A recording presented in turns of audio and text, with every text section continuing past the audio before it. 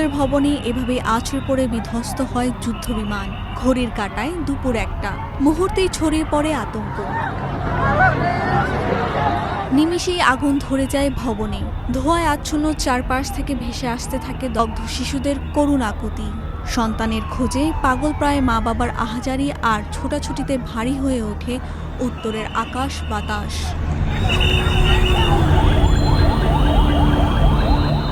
Siren বাজিয়ে আসতে থাকে একের পর এক অ্যাম্বুলেন্স।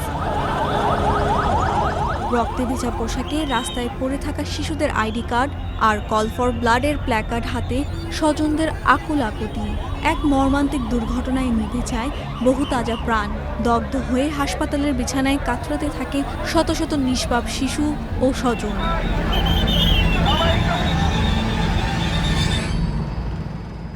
এই ঘটনায় স্কুলের 28 জন শিক্ষার্থী মারা যায়। এছাড়া পাইলট, শিক্ষক, কর্মচারী ও অভিভাবক মিলিয়ে মোট মৃত্যুর সংখ্যা দাঁড়ায় 36 জনে। আর 8টি হাসপাতালে অন্তত 171 জন আহত হয়ে চিকিৎসা নেন।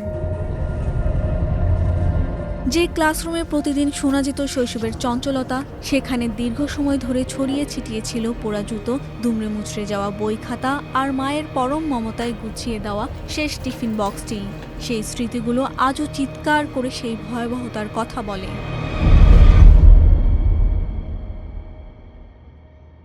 কিভাবে ঘটেছিল এই ঘটনা?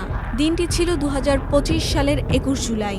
সেদিন বিমান বাহিনীর পাইলট ফ্লাইট লেফটেন্যান্ট তৌকির ইসলাম প্রথম সোলো বা একক ফ্লাইটের একটি ট্রেনিং মিশনে উড্ডয়ন করেছিলেন।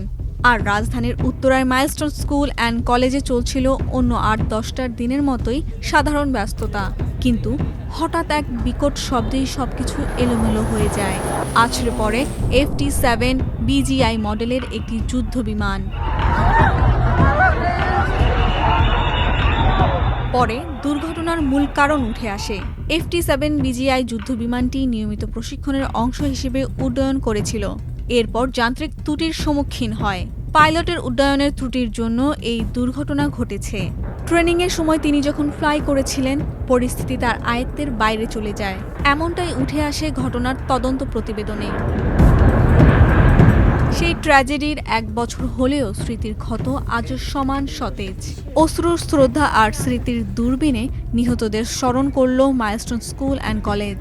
সেদিনের সেই কালো দুপুরের কথা মনে করে আজও শিউরে ওঠে প্রত্যক্ষদর্শীরা।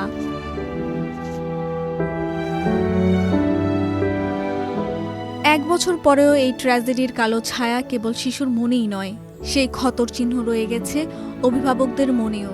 তাই দুর্যোগ পরবর্তী মানসিক সহায়তা শুধু শিক্ষার্থীদের জন্য নয়, তাদের পরিবারের জন্যও সমান জরুরি হয়ে পড়েছে।